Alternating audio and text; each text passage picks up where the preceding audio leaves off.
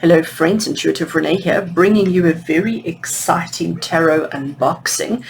This is a new deck that's on the market, and it's one that arrived here by me today, and I'm just so excited for it. I've been, since I first saw it, I forget who shared it, who did a walkthrough on it on YouTube that I saw, and I thought, oh, I just have to have this deck. And I ordered it immediately, and I'm so excited that it's arrived. And it actually arrived fairly quickly, considering how long stuff normally takes to arrive here by us or by me. But this one's actually arrived quite quickly, and I'm so excited for it. And it is the Insight Tarot. It is the Insight Tarot. Here is the creator of the deck. I'm not even going to try and pronounce the name because I will butcher it, so just forgive me for that. But I have had a quick brief look through because I just couldn't contain, I couldn't hold, I couldn't resist, and it is just absolutely exquisite. So Insight Tarot, let me show you what it's all about. Let me show you everything that there is, and we're going to start off with the box. I have to say, when the box arrived, the first thing that I noticed, the first thing that really struck me was how heavy this box was. So, you know, normal tarot boxes do have a bit of weight and a bit of substance to them, but this particular one, it really is a hefty box. It is quite large, quite thick, and it is absolutely gorgeous. So let's see if the camera's going to cope with me moving the box around, because there's a couple of things that I want you to see. The first thing I want to say is that it is a magnetic closure box, which I love. They just make getting in and out of them just so much easier. There is a quote across the bottom here: for all reading levels, interested in depth psychology, and that's what sold me, which examines the unconscious, exploring dreams and archetypes. So depth psychology was the part that really drew me in and got me interested. So that's the side of the box. You can see it is by Red Feather Publishing, and they really are doing some amazing work at the moment. Loving Red Feather at the moment. There's another quote across the top. It says, a tarot deck providing a pathway to clear divination messages, meditation, and psychological practices. Really absolutely exquisite. And then this is the back of the box. Let me see if I can just put it without getting the glare on it. So we have some card samples, and I'm not a big border person, and actually I normally trim borders straight off decks, but this particular border works. For some reason, I'm not offended by it, I'm not upset by it, I'm not feeling the need to get out my trimmer and to trim the edges off. I actually like it, and I don't know if it's because of this kind of window effect that's been put on, but it really is absolutely exquisite. I want to just see if I can get this into focus so that we can read this on the bottom of the deck. So it says, in this exciting 78 card tarot deck of fully illustrated majors and thematic minors, you will find that structural and logical methods represent the answer to these questions and help the readers to modify behavior to best suit successful encounters with real life situations. Created by a student of Jung, a pathway to clear divination messages, meditation, and psychological practices will resonate with readers everywhere. How absolutely awesome. And then you can just get a sample of the cards. So stunning, stunning, stunning deck. I really am so excited to have this one. All right, so let's open the box, because that is all that we need to see on the outside of the box. And on the inside, we have, on the inside cover, just Insight Tarot, and I just love the detail. Absolutely love the detail. I love the white. I must say, it gives it such a, I'm going to call it such a strength. It gives it such depth, this kind of white box, white covering. And of course, that's why I had to get all my white crystals out just to support it. So as soon as you open the box, you are presented with this book. And I just love, again, the imagery. It is just absolutely exciting, absolutely beautiful.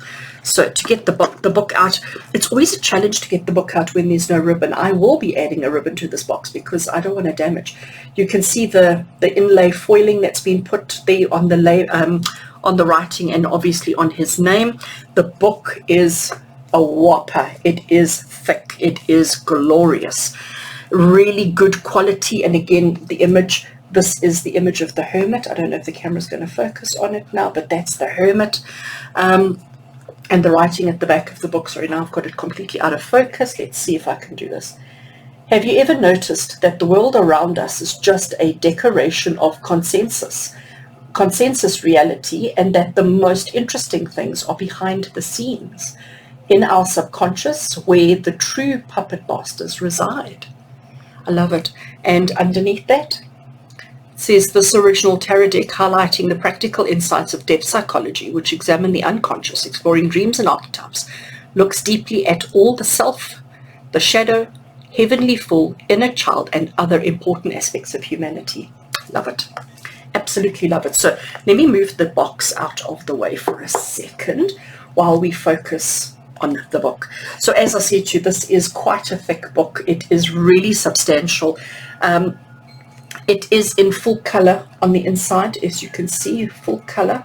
There is a lot of information in here. I'm not normally the kind of person who wants to devour guidebooks. I certainly don't read little white books and things like that, but this one I'm quite excited to get into, and quite excited to understand the imagery and understand the reasons and the choices behind everything. So this book I certainly will spend a little bit of time going through. So I haven't cracked the spine yet, and I always try and be so gentle with books, but let's just have a look at the, so it is copyright 2020, and it is Red Feather. There you can see Red Feather Minded Body logo. Red Feather really doing some amazing things at the moment. So here we have our table of contents, and there's an introduction. It's how to work with tarot cards, major arcana, minor arcana, and the court cards, and a conclusion. There is an introduction. That's the Chariot card over there, and it's quite a nice introduction. One thing that I just have to say is I keep thinking that there's 2 pages in the book, because the pages are so thick. It really is a quality product. The pages are really, really nice and thick, you know. So how many pages are there in total? There's only 176 pages, but it really is, it's thick paper, it's quality print, it's absolutely amazing. So what I really like about this book is the section on how to work with tarot cards. It's not just giving you the standard, you know, ask a question, shuffle the cards, pull, and whatever. It actually has quite a lot of interesting information, and just to take us through that very quickly, there are bullet or numbered points, and I think there are, let's just have a quick squiz, there are 17 numbered points on how to work with the tarot, and I'm not going to take you through all of them, but just as an example, number 1 says, only practice will make you a tarologist.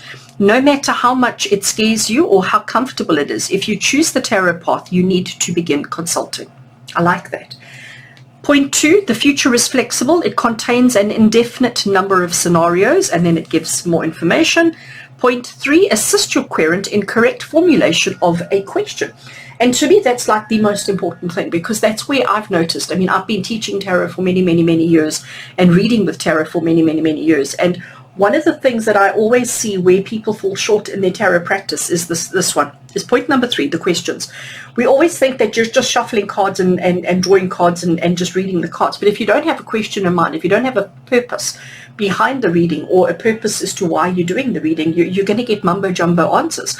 So when people say to me that tarot doesn't always work, or tarot doesn't give accurate answers or accurate readings, it's because you're not asking the right questions. So, and it's our job as the tarot reader, it's our job as, I love this, as the tarologist, it's our job to assist the querent being the person that you're doing the reading for, to ask the appropriate question. Okay, just the next sentence, it says the question should be concrete and concise. I love that. Should contain time frames, you know, whatever detail is possible. Detail the question, the more the question, the better the outcome, the better the answers. So I love this part. This part of how to work with tarot cards is gold as far as I'm concerned. So it's not really giving you how to shuffle, how to lay out the cards. It's not giving you spreads. It's not giving you any of that. It's giving you, like, I'm going to call it practical, real world ways on working with tarot. And like I said, there are 17 points. Yeah. I love this one here. Don't be afraid to talk to a querent in dialogue mode. Tell them a bit about the work format, about the system, clarify his questions, elaborate more on details. One of the things I've also noticed within the tarot world, in the tarot readers community or world, is that we feel like we mustn't engage with the people we're reading for. We're concerned about asking questions. We're concerned about interacting with them because then maybe they think they're feeding us. No, we need to engage. We need to ask questions. We need to get into this dialogue so that we know that we understanding the question properly, because if we understand the question, we can get the answers. Okay, so this is really, I think it's absolutely valuable. Right, then the next part in the book we get is the major arcana, and we are getting the cards themselves. So we get all the cards, and with this deck there is an additional major arcana. Okay, so it finishes off on card 21, the world, and the next one we have, it's not a numbered card, but it is the white card, and as you can see it is completely white. We'll see when we get into the cards just now, and when we get to the card I'll explain its interpretation. So we get all the major arcanas, then we go into the major arcanas individually. So we have the heading, the Fool, we have a little bit of information, we have a big picture of the card itself, and absolutely exquisite, and then we have information. And I love the way that this is done. I love the way that this has been formulated. And actually, let me grab the cards here. Hold a second. Let's do this. Right, so there we have the Fool, okay, because it is the first one, it is there, and I see it's the same size as well, which is quite interesting. And I just want to take you through a little bit as an example on how the book is laid out. So we have the heading of the Fool, and here it says, I am the total potentiality. I can become anything. An amazing arcanum that has not seemed to have found a permanent place for itself. It moves between the start and the end, freely wandering over the deck. It seems to be able to replace any arcanum. In a certain scene, the tarot deck is a deck of one card, the Fool card. According to some interpretations, he is a complete fool who has forgotten about prudence. According to other ones, he is the high spiritual entity, free from material fears. Who is he? And then it says, I am the beginning of the journey. The Fool impersonates the hero, recklessly moving towards his destiny, but he is the one who gains the world at the end of his journey. He does not use the mind, but what is reckoned by a side observer as someone blind moving to a charm, in fact, is a way to transformation, so over the edge of this world that brainiacs can't seem to imagine it. Isn't it just awesome? And then it carries on. So it's written in such an interesting way that it really makes you ponder. It really makes you think. It really makes you, like when I read this and I look at the image, I can so see what they're saying. And I'm seeing more in the Fool card. And while I'm looking at this, I am also at the same time pondering and thinking all the other Fool cards, okay? All the other cards, all the other tarot systems and Fool cards that I've seen, and comparing what I read, what I see to the standard RWS or any other system. So we have this information that carries on for a bit, and then we have upright and we have reversed meaning. So you do get both. And just to take you through the upright meanings for the Fool card, it says beginning of a journey, a new impulse, a turn in a plot that no one expected. I like that one. Spontaneity, unpredictability, irrationality, originality, irregularity, absence of rules, laws, principles and borders. Openness to all possibilities, curiosity, boldness, adventurism, completely new experience, and trusting impulse. And finally, under upright, absence of greed and material ambitions, non-attachment. I like that. And then here, under reversed, it gives us chaos, disorder, unproved risks, irresponsible actions, and fatalism. Problems with spontaneity or creativity, absence of freedom, and internal approval. So I love that. I really, really, really do love that. And then we go on to, let's move those out the way. Then we go on to the Magician. And so it goes through all the majors. We're going to go through the cards in detail, so we'll cover it when we get there. Okay, and then when we get to the minor arcana, okay, which is the numerological cards, the numbers, what it does is it starts off with the suit of wands, and it gives us information on the suit itself. It gives us information on the wands, and then it gives you the picture. So we've got 1, 2, 3, 4, all the way through to 10, because it's only working on the first 10. Then we go into the cards, and you get a page for each one. So you get a little bit of information, and then you get upright and reversals for each of the cards all the way through. When we get to the cups, we have a little bit of information on the suit itself. And just as an example, let me give you what's written here under cups. It says the suit of cups is connected to the sphere of feelings, emotions, empathic experiences, and emotional inspiration. It represents the element of water. It symbolizes our sensual experiences, both superficial and deep, short-lived and relatively constant, pleasurable and unpleasant. It is believed that the suit is connected to intuition, but this can be agreed on only in part. The intuition of cups is specifically emotional experience, ownership to something or somebody, a substance of mutable and fluid, not distinguishing between self and something else. The whole cups experience is connected to erosion of personal boundaries and perception of another person or event as part of oneself and oneself as its part. Hence, associations of the suit with the spectrum of love relationships, with creative experience as merged with aesthetic ideal, and also with psychological dependencies on a person, a state, a drug, etc. Now, that is just mind-blowing. Love it. Okay, then we go through each of them again, and the swords, and then obviously after swords, we get the pentacles. And then we've got a whole different section for our court cards. Okay, so the court cards is the pages, the knights, the queen, and the kings. So we start off with the pages, and here we have our 4 pages, and here we have information on the pages.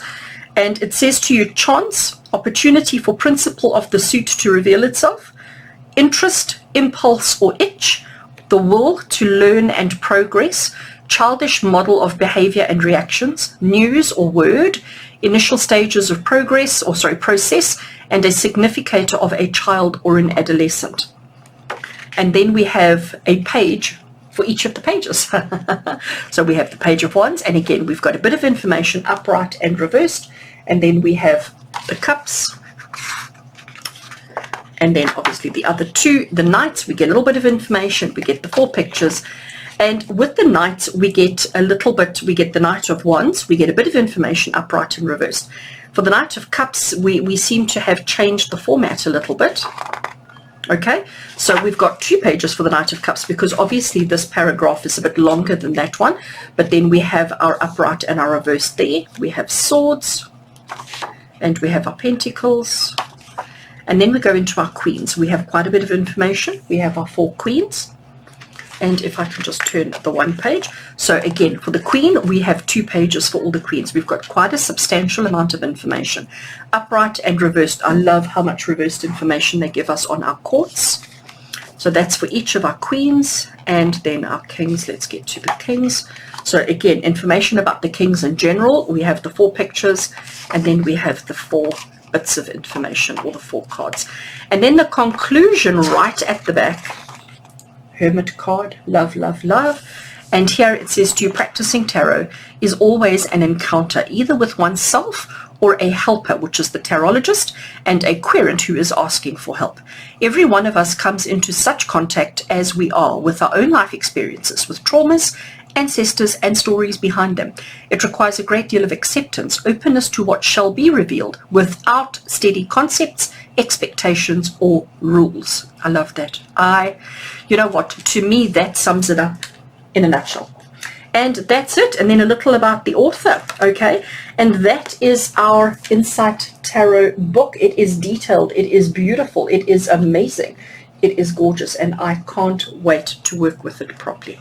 So let me put that aside, and let's get our cards. So cards, gilded gold, beautiful edging, as you can see. It's a thick deck. All right, it really is quite thick, and as you can see, it does have the plastic, I don't know what you call those on, I want to say sleeve. The cards are quite large. I want to compare to, let's compare to light seers. Let's just do that, going to put the Lightseers next to them. I think Lightseers is probably one of the most popular mass market decks, so it'll give you a good idea on size. You can see that it is quite a substantial size difference with Lightseers. Height-wise, because I find the Lightseers an incredibly thick deck, and people with problems with their hands or small hands, you know, shuffling quite a thick deck is a problem, and you can see the height difference is almost identical. Let's try pick them up and show you so that you can see they are almost exactly the same height, thickness. So let me put Lightseers away. If I do a comparison with my CS Tarot, so my CS Tarot is my go-to RWS deck, and if we do sorry, I can't pick them up. If we do a comparison with the CS, you can see there is substantial difference. So the CS is quite a thin deck in comparison to the Insight Tarot, but I am still totally in love with the Insight Tarot and cannot wait to work with it. All right, I'm going to see if I can zoom in so that we can have a good look at the cards. All right, let's have a look. So as you can see, as I've said, the cards are quite large, but they are quite beautiful. I'm not normally a fan of cards with borders, but these, they just work. They really do. They just work. The card stock is truly amazing. They are quite gloss. You can see, if I can find now a bit of gloss. No, I'm not finding you. There we go. So you can see they do have a bit of a glossy edge, but again, I don't have a problem with it. The gold gilding on the side does make the edges a little bit sharp, but I'm sure with a bit of shuffling that will settle down quite nicely. Back of the cards is really beautiful. You know, it gives you that whole idea of going within, of just going deeper and deeper and deeper and deeper, which I really do like. Interesting that it's blue. I honestly thought, looking at the box and looking at the cover of the book, that we would have had more of a greeny kind of feel, but this blue is really quite awesome. So let's get on and have a look at the cards. So we have the Fool, and it is just beautiful. Just amazing. We have Magician. Sorry, I want to just try and center it. Oh, I see my fan is going to glare terribly there. Let me see if I can keep it off camera, then you don't have to see my fan moving all the time. All right, we have the Magician. I love how the world and all the elements are around the throat chakra. It was one of the first things that I noticed when I saw this card. So it's all around the throat chakra, which is all about communication and expression. And that's exactly what the Magician is about the communication and expression. So I really enjoyed that. I thought that was lovely. We have a High Priestess, and again, how she is in the world, on the world. We have the stress and the anxiety that the moon is bringing. We've got the reflection of the earth there coming out of crown chakra. I'm loving all the stars and everything, but it's how we are it doesn't matter what's happening around us, that we can stay centered and we can stay calm through it all. I quite enjoyed that. We have our Empress, and she is all about green. She's all about the creation. She's all about the floral. She's all about those beautiful, beautiful elements, which I really did enjoy. I enjoy her face. It's so serene and it's so peaceful, but at the same time, it's powerful. You know, I don't feel like she's weak. I don't feel like she's insignificant in any way. I love how she is hidden but not hidden, how she's there, you know, but yet she is as gentle and as delicate as these flowers. But at the same time, there's a strength to her, isn't there? I love how in the cards as well that you're getting all the astrological symbols that are planted very cleverly in the cards. So it's not always obvious, but when you look for it, you can find it. Okay, and then we have our Emperor. Interesting. If we do a comparison between the two, because obviously they do work together. They do go hand in hand. So she is green and she has heart energy and heart chakra. He's red, so he's root chakra. And look at the square, look at the box, look at the structure. You know, she's all floral and beautiful and he's all structured and strong. I love the fact that his hands are open like this. I really do like that, because it's almost inviting you in.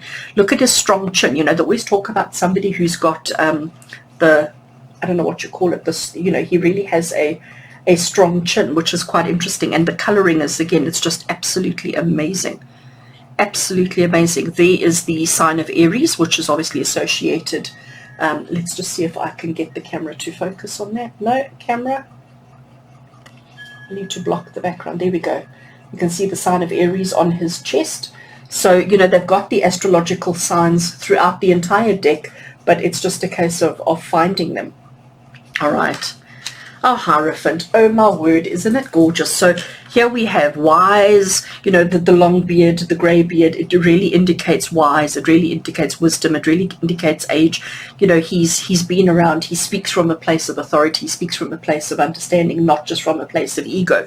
I love the books in the background. Again, we have the astrological symbols. I love all the hands, you know, and the little butterfly. So showing delicacy, showing, you know, direction. We've got the students sitting at the book, sitting at the desks, learning. They're absorbing everything that he's giving them. They're absorbing his knowledge, his inspiration, his wisdom, his everything. So I really do love that. Absolutely gorgeous Hierophant card. I think, in all honesty, this is the card that sold me on this deck. When I saw it, it made sense. I've always had a problem with traditional meanings of the Lover's card, because when I first learned tarot, and I mean, yeah, we're going back a little way. When I first learned tarot, I always understood the Lover's card to be choices, you know, and modern interpretations, modern books, modern teachings never really has the lovers as choices. And it's something that's always sat at the back of my mind, and I've always pondered and wondered about it. And then when I saw this card, and I saw that he's got a gap, if we can call it that, in his heart space, and there are all these hearts floating around, and everybody has their own hearts floating around, and it's about choosing which one you want to hold on to or stick in or use at that minute. So just because you're choosing that particular heart for now doesn't mean that these others are less significant. It doesn't mean that they are less important. It just means for now my focus is on that aspect of myself, or that person, or that situation, or that circumstance. So it's about choice. And when we go home and we want to interact with our partner, we swap them out, you know, and it doesn't mean that that person or that connection or that emotion is less significant. So that's how I'm seeing it, and I really love that. I really love that, because to me it made sense. It made sense. Chariot, quite a traditional RWS kind of tarot. I'm curious to see the hands. I'm curious to understand. We've got the sign of Cancer right there between the hands. I'm interested to understand what the symbology of that is, and it's something that I will investigate in the guidebook. But I wanted to see if I can show you the face. Look at that. Isn't that the cutest? Look how innocent. Look how naive. Look how excited. Look how passionate he is as he is cheering his horses on and moving.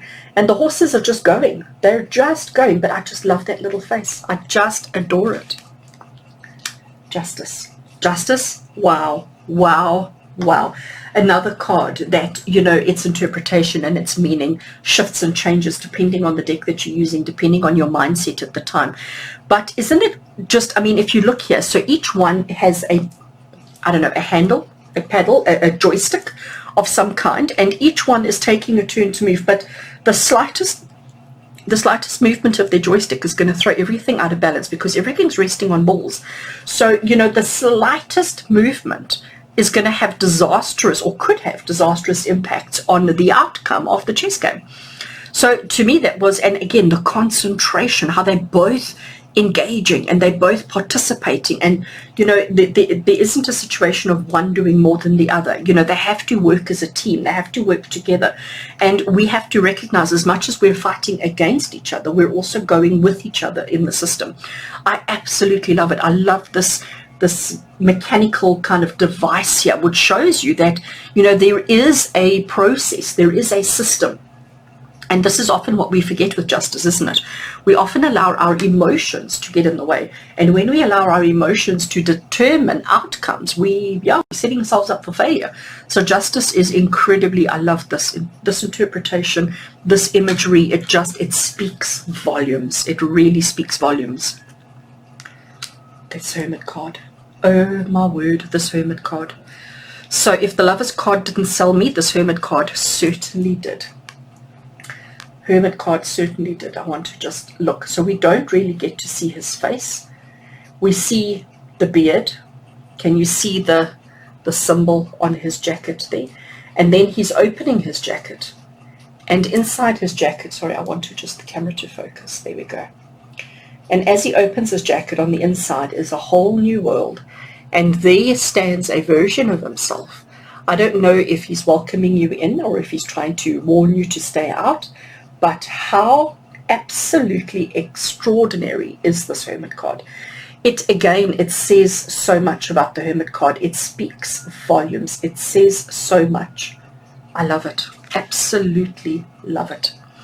Wheel of Fortune was a very interesting one. You know, all the coloring of the deck so far has been quite muted, and then we get this like, whoa, bright colors and so much activity and so much action. And at first glance, I looked at this and I thought, okay, so interesting. I see the kind of, you know, the never-ending spiral, and I understand the significance of it, and I understand the importance of it. But then on closer inspection, we notice that they're people all over the card. Again, let's bring it closer so that you can see, okay? We have people holding on, climbing, okay? He seems to be climbing, holding on, climbing here again, and everybody just dealing with their own stuff. Everybody, look at him, I love this. He's got his leg over and he's like really trying to climb onto it. And again, isn't that what the Wheel of Fortune says? Is everybody's got their own agenda. Everybody's dealing with their own stuff. Everybody's in their own struggle. Everybody's fighting for their own reality, for their own existence. We can't always be focused on everybody else. So you need to realize, as much as you're struggling, as much as you're battling to hold on, as much as you are struggling to keep yourself going, you need to understand that so are everybody else. Because we do, as humans, we often get so focused on our own reality and focused on our own challenge and think that we're the only person in the world having that particular problem. But actually, the Wheel of Fortune saying that often it's happening to all of us at the same time. And this is what we need to be mindful of. I love that. I absolutely, this deck. Strength. So we all know that the traditional strength card is the lady walking with the lion and the lion walking next to her effortlessly. There's no struggle. She's managed to tame the lion. She's managed to control the lion, and the lion and her are now besties, okay? So first of all, look at her mane of hair that's around her. Isn't it just exquisite? And here we have, in her uterus, in her woman bits, we have this beautiful lion. Just look at that. And the lion is roaring. Absolutely exquisite. So this card is showing and confirming that the strength lies within. That woman, person, human, or whoever you are, the strength, it doesn't come externally. The strength that we refer to, it's not an external, it is very much an internal. So it's telling us that the strength that we have, the strength on how we operate our lives, how we navigate life, it doesn't come from an external source, because that's what the standard RWS, I don't want to say it implies, but we can see that, we can read that yes, or she's had the strength to tame and to control an external, and that borders on ego, that borders on, you know, your ego kind of intentions and motives. Whereas here, you know, it's the internal, it's taming the beast, the internal beast, it's taming the lion within, and therefore using it to your advantage. So I really did love that. Hanged Man. So this was one where I was like, oh, do I like it? Because Hanged Man is my card, okay? Hanged Man is my card. My 2020 year, my tarot card of the year is the Hanged Man. And my whole year has been about looking at things differently, doing things differently, not always sticking with the status quo, about climbing out of comfort zones and all of that. So, and this Hanged Man card, as much as it is absolutely beautiful and as much as it really is exquisite, so we have got the Jesus on the cross kind of symbol happening here. We have another cross, and then we have this person hanging upside down. So that conflict, that difference is something that maybe I'm struggling with a little bit. We have broken arrows, we have broken pottery, we have all sorts of desolation and kind of stuff happening here. So I'm a little bit torn between this card. I'm not quite certain it's the way that I perceive and believe and follow the Hanged Man. So it's one that I'm going to work with, but it could be showing some shadow elements within my own self. So it's a card that I will work with and try and understand. Then we get death, and death, I just adore it. So we have the bird, we have the throne, we have the skeleton sitting there, we have two beings, okay? One that he's holding up, I don't know, let me pull it closer so that you can see. There we go. So you can see here there's a hand that's holding this person up, and then the child is stepping away. It's like the child is walking away, the child is taking its first steps. But in order to do that, it's about the evolution of life, how we start here, we end here, we become that. I just absolutely adore it. I really do. I love how the tree, this side is completely barren. There's no leaves, there's nothing. But here we have life. So it shows that it's the circle of life, isn't it? And, you know, we all meet in the middle. We all meet somewhere. We all have to start somewhere. We all have to end somewhere. So, and I quite enjoyed that. I thought that was a really, really well done card. I loved it. And it's not scary. It's really not scary. Look how we go from the dark of the death to the bright and light of temperance. I thought that was stunning. So temperance is beautiful. So here we have an angelic being. Look at the gorgeous yellow aura that she's giving off. The yellow and blue colors are just stunning.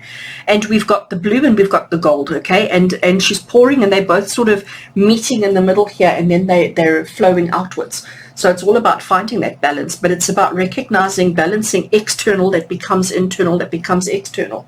I just really love that. The devil, our gorgeous devil. So here we're sitting in a movie theater, okay, or a theater of some kind. We're sitting here, we've got a front row seat, and we're watching a puppet show. So here we have the hands of the devil, and here we have all the people who are being manipulated by the puppeteer. And that is exactly what the devil is all about. So the devil is saying that, you know, I'm going to show you whatever I think you need to see in order to get you to do what I want, to feel what I want you to feel, to experience what I want you to experience. And that's exactly the interpretation and the meaning of the devil card. So I really did enjoy that. So we've got people, we've got keys, that looks like a potion bottle, there's a ring, there's all sorts of gorgeous things here that are being used to depict and to make this person feel. You know what it's like when you go to the theatre? You get so involved, you get so engrossed in the production, you get so sucked into it, and it becomes real. And that's exactly what the devil does to us. Stunning card, stunning. I love this tower. So we all know what the tower is. The tower is the lightning bolt striking the building, causing collapse, causing people to fall out, causing mayhem, chaos, and destruction everywhere. And look what we have here. So here we have a person who is standing inside a caged area. There is this kind of whirlwind that's happening that is ripping apart his framework, his fence, okay? And it's almost like he's trying to reach out and trying to grab the fence that's blowing away. So he's actually trying to stick and trying to keep this restricted little fence world of his. He's trying to keep that together. The whirlwind is threatening to break it. The whirlwind is threatening to take it away. And he's like, no, I want to stay trapped. I want to stay confined. I want to stay restricted. And the whirlwind is saying, the tower card is saying, no, you don't want to be restricted. Why be restricted? Set yourself free. Let me help you. And he's like, no, I'm going to hold on to my gate. I'm going to hold on to my fence pieces. So I love that. That, again, it says so much about what the tower is about, the meaning of the tower, and how we can use it in our lives. So when this comes up in a reading, you know, it's just going to speak volumes. The star card. I loved the star card. So here we have, again, it's a picture. We have glass on either side. So it's like we're in a box of some kind, because there's a roof, there's a ceiling, there's sides, and we have this window. It's like we're looking out of this portal, we're looking out of this window. And from the star, here comes our ship, and it's the old saying of your ship coming in. Here we have the rooftops of the house. So there's so many people, we're surrounded, we've got bridges, we've got all sorts of gorgeous things happening. The star, the opportunity that's coming, your ship coming in, you know, we don't quite know its potential. We don't quite know what it contains. So it's about infinite possibilities. It's about infinite opportunities. And it's about having this focused look at the opportunity as it's coming through, and recognizing that the opportunity, it's not going to go through all these people. It doesn't still have to work its way through the masses or through the crowds. It's coming straight at you. And I thought that was quite amazing. We've got the sign of Aquarius in the top corner there. So I really did enjoy the star card. Beautiful, beautiful card. The moon. Again, the moon is one of those cards where its interpretation can sometimes, you know, change depending on the the deck, depending on your current frame of mind, your mood, all of those kind of things. So the moon card can sometimes, its interpretation change. So I was very interested to see, first of all, that we've got all the three different stages of the moons. We've got the triple goddess almost. And here we have these, I'm going to call them mirrors. So here is the person standing, and each mirror is reflecting the same person, but differently. The same person, but differently. We are wearing different clothes. We've got different things happening to us, different. Let me again bring it closer and see if the camera will focus.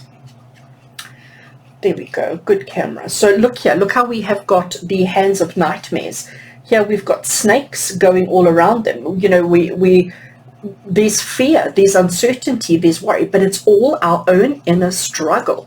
So I thought that was absolutely awesome for a moon card, because it's telling you that we, on the outside, we appear to be fabulous, we appear to be okay, we appear to be strong and confident, but it's what's happening on the inside where our uncertainty and our fears and our anxieties tend to come through. So I thought that was an amazing moon card. And again, it opens up a whole world of interpretations. So the sun card, a little bit different from the normal baby on the horse. We still have our naked baby, and I know there's a lot of people who have the issue with the naked baby, but naked baby is now accompanied by an adult, and walking through nature, we have abundance. The fruits, the trees are full of fruit. There is abundance. We've got long grass, so it shows that we've had a good rainy season, we've had a good crop, and everything is happening. The sun is in the sky, the birds. It really does depict happiness, joy, abundance, all of the beautiful things that the sun card stands for and represents. So Judgment is the card that was used on the book cover. I just, immediately when I see this card, I immediately feel a sense of peace. I immediately feel a sense of, it's going to be okay. It's going to be okay. All right. And I just noticed, I never noticed it before, that we have a keyword here. And if we go back to, because now I'm not sure if all the others had, let me just have a quick squiz.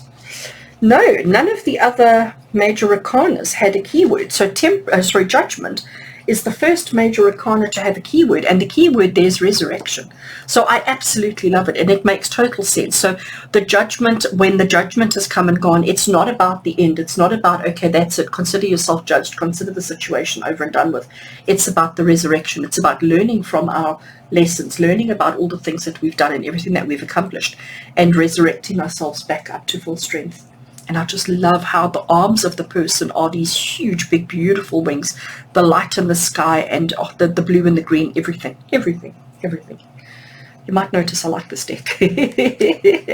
And then we have the world.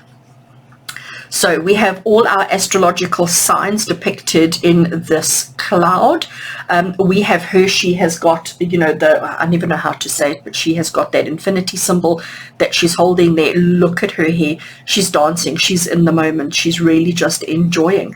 And it's about completion. It's about reaching. But the fact that we have that infinity sign, let me actually bring it closer so that you can see. That infinity sign is basically saying to you, it's not just about the end. It's about, right, you've reached the end and now let's start again. Because the wheel, it continues to go.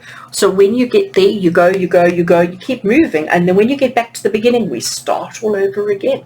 Because that's what it's all about, isn't it? And that's what the world is. It's about achievement. And once you've achieved something, you move on to the next, because that's how you grow. That's how you learn. That's how you advance. That's how you enjoy life. I love it. And then, as mentioned earlier, there is an additional major arcana card, and it is called the white card. It doesn't have a number, it doesn't have a value, and there is absolutely no image on it. It is purely a white card. So I'm going to reach for the book, and I want to just read to you what is said about the white card. Give me a second.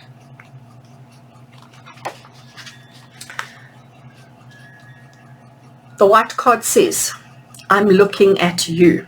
The white card is an arcanium without a number and a picture. The color white symbolizes concentrated divine energy before splitting up into a color spectrum. Appearance of the white card signifies that a person is forming a new personal universe, and the way he is doing it is under the scrutiny of the supreme forces. God is getting close to a person, bringing plenty of energy. I am concentrated new meaning. There are special moments in one's life that can be called crucial, so-called tipping points, when one small act can work as a railroad switch. In tarot, they are represented by two arcana, the White card and the Fool. The future hasn't been formed yet, because it depends on some very important decisions of a person. Even if it's hard to understand logically, the challenge of the White card is perceived intuitively. Sometimes it feels like fear, anxiety, or something is happening. I don't understand what it is. Our rational mind is stunned with this divine intervention, as suddenly the sight is off. The White card gives fatality to the message received in the tarot setup, reinforcing impact of those arcana around it, whether they are major or minor. Any energy begins to shine more powerfully, as if there has been a special catalyst added to the reaction of its materialization. There's a lot more information in the book, but I just thought I needed to share that with you because it really is such an interesting, amazing depiction. So I love it. I really do love it. And normally when tarot cards or tarot decks have extra cards, I normally pull the extra cards out, but this one I'm certainly going to leave in the deck and work with it. All right, friends, I didn't realize we are really taking our time with this walkthrough. I will try and speed it up as we now get on to our minors. So we have the Wands suit first. So this particular deck, it is a little bit pippish, but you can certainly see your RWS kind of symbology coming through as well. So your mages were obviously quite detailed and archetypal and all the rest of it, and we do have pippish style minor arcanas. So like I said, I am going to try and speed it up for us. So we have the Ace of Wands. Two equals coming together. You can see that they are opposites. Okay, so the one's up, the one's down. I love the keys as well. We have the Three of Wands that have come through. Look at all the leaves and the new sprouts, and these ones are still trying to catch up. I love the Four of Wands. So you can see what I mean with the RWS symbology, but we have got this abundant basket of fruit and veg and sunflowers and everything else in the middle, which is showing abundance and showing prosperity. We've got the conflict of the Five. And it's interesting, what I noticed with this is that each of these wands is under and above. So here it's under, there it's above. This particular one is under and above. So, you know, there's just, it's equal conflict all around. Six of Wands. So we have got the celebration. Seven of Wands. I love how you can see the movement at the top there, okay, which is quite interesting. And again, we can see the movement. And what also excited me with this particular Eight of Wands is I always saw the Eight of Wands as taking off. I always saw them as going up. And a lot of tarot decks and the books talk about them landing or heading in that direction, but I've always seen them going that way. So I love that we have this movement behind to show that it's taking off, that it's starting, it's in flight, it's heading up. Nine of Wands. I love the 10 of Wands. You know, it's like this bag is heavy. Look at our stick number 10. Look how it's bending in the weight. Very, very interesting. And then we go into our cup suit. Cup runneth over. How we are blending and joining and combining our energies. We're celebrating our energies. Water, water everywhere and not a drop to drink. When I first saw that card, it's what came to me. So here we have 4 cups. They are overflowing. There is water aplenty, but the little plant in the middle is not reaching. The water's not reaching it. So there's water, water everywhere and not a drop to drink. 5 of Cups. Everything empty. 2 full ones on the back. 6 of Cups. Here's a little boat and we're traveling in the boat. 7 of Cups, you can see the energy of each one, and each one is different colors and different options and choices. We have the 8 of Cups. I love that. I absolutely love that. Look at the feast with the 9 of Cups. 10 of Cups is just all the stars and the lights and the, oh, fabulous. It reminds me of those champagne glass towers that you see where they start pouring the champagne and it filters all the way down. Swords have got a very grey kind of feel to them, which is lovely. I love that. Ace of Swords. We've got the 2 of Swords. This 3 of Swords. I really believe it's going to be one of my favorites, because here we had this beautiful, perfect flower, and the 3 swords have just, poof, just sliced easily, but we don't have that heartache, because often I find when doing a reading for a client and that heartbreak card comes up, people react to the image. So they react to and feel the heartbreak before they've even experienced the heartbreak. So at least with this 3 of swords, you know, it's not so glaringly obvious that everything has been shattered and sliced. 4 of swords, waiting patiently. Love that 5 of swords. Hey, how that snake is wrapped around, telling us that sometimes, yeah, we find ourselves in precarious situations. 6 of swords. I love the 7 of swords. It's like the balance. Everything's balanced so perfectly, and if you touch one, they're all going to come tumbling down. So be careful what you do. It's like playing, what's that game where you pull the little pieces of wood out? 8 of swords, you can see the rope binding and holding in. 9 of swords, you can see that we've got blood issues everywhere. It's like the stairs, and we've walked on the stairs, step, step, step, step, and every time we've stood on the swords, we've sliced our feet open. And how beautiful is this 10 of swords? Can we just pause and look at 10 of swords? Isn't this 10 of swords just beautiful? I love it. Yin and yang. Oh, there's just, I could talk for hours on it. I think it is exquisite. Pentacles, you know what, that just makes me smile. That little seed, that little flower, that little whatever that's coming out there, I get excited. I think, oh, yay. 2 of Pentacles giving us our balance. We have our tools, working hard. I love how our little money box is chained shut, but it's open enough that we can still wiggle out a coin if we need to. 5, shame, that bag. It is so tattered and torn. It's now, you know, it's dropping the last of its coins. 6 is about finding that balance, finding the equilibrium. And look how cute here. We have some sprouting happening again. So we've planted the seeds. We've been waiting patiently. They're starting to sprout, but it's still going to be a while before they reach the surface. It's still going to be a while before they get to the top. 8 of Pentacles, stamping and repeating, working hard. 9 of Pentacles, look how beautiful our plant is, how it's flourishing. And 10 of Pentacles, those cogwheels just turning and turning and turning. Right, onto our court cards. So I want to put all the pages out. Let's see if I can do this. I don't know if they're going to fit on screen. Sorry guys, give me a chance to zoom out a little bit.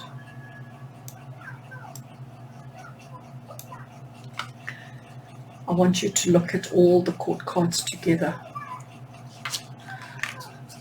The reason why I wanted to do this is because I just love the personalities. I just love the look and the feel of them. So, you know, it's very interesting. I know everybody battles with court cards, and I know everybody finds it really difficult to connect and understand and to read and to work with the court cards. But when you lay them out like this, especially in this particular deck, I can see exactly who I'm dealing with. You know, I can see the personalities and the energy and, you know, the kind of strengths and weaknesses of each one. So to me, this particular deck with the court cards, there's so much attention, there's so much effort that's been placed onto these court cards, into these. So, I mean, you can see now, Page of Swords, he's not going to have a conversation with you. He's not going to want to talk to you. He's not going to want to hear your story. He's like, you know what, tell me what to do and I'm going to go and do it. This guy, he's like, oh, are you proud of me? Are you happy with me? You know, am I doing right? Is this the way you want it? You know, he's going to double check everything. This dude, he's like just going to be, you know what, he's going to charm you. He's just going to speak sweetly, and he's going to be the clown. He's going to be the one who's jumping around and making everybody laugh and making everybody have a good time. You know, he's getting things done, but it's the personalities are just so amazing. Let's have a look at our knights. I'm going to see if I can place them on top. Oops. And you can see the same goes with the knights, okay? So each one is depicted with their horse. And here again, our Knight of Pentacles, he's more worried about, does the horsey have his food? Does the horsey need something to eat? Whereas our wands is like, you know, hi-ho, let's go. And the same with our swords. Our swords, we can't even see his face. You know, he's so impersonal. So here we have practical. Here we have, oh, look at me, I'm so dapper in my uniform, and look at me, I'm so fabulous. He's like, you know what, I'm going into what? Just give me the word, I'm going. And he's now taking care of the animals. He's taking care, he's nurturing. The animal doesn't even have a saddle on. You know, the animal is just all natural. It's amazing. I love these. These court cards really make it easy to read and easy to understand. Let's look at our queens. All right. So again, you know, which queen would you, if you had a problem and you needed to go to you and talk to your queen and you had to go and ask for some help and ask for some guidance, which of these would you find easier to approach? Which would be easier to go and talk to? Which one would you go to with your medical problem? Which one would you go to when you need help around the house or with a situation? Who would you go to for nurturing? You know, each one would nurture something. Each one would assist with whatever their strength is. But it's very interesting to see that yeah, look at her, she's gorgeous. They are, you know, but you can see how gentle she is. She's not so gentle. She's gentle. She's going to bite your head off. And yeah, she's certainly going to tell you stories. She's certainly going to tell you stories. All right, let's have a look at our kings.